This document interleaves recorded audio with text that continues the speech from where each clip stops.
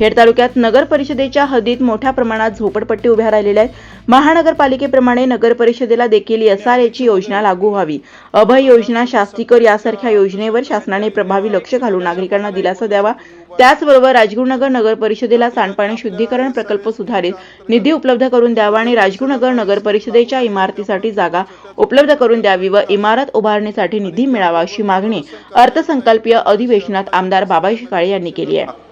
SRA लागू व्हावा, त्या माध्यमातून नगर परिषद हद्दीमध्ये अभय योजना त्या ठिकाणी 100% शास्ती माफी लागू केलेली आहे। त्याचे प्रस्ताव चाकण, खेड, आळंदी शासनाला प्राप्त झालेले आहेत।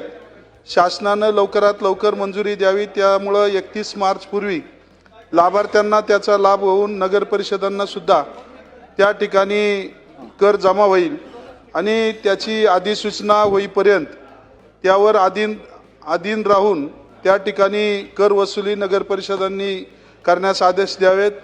राजगुरुनगर नगर परिषदेअंतर्गत एसटीपी सुधारित मंजुरीसाठी निधी उपलब्ध करून द्यावा। राजगुरुनगर नगर परिषदेला इमारतीसाठी जागा त्या ठिकाणी संपादित करून द्यावी आणि त्यासाठी लागणारा निधी मिळवून द्यावा।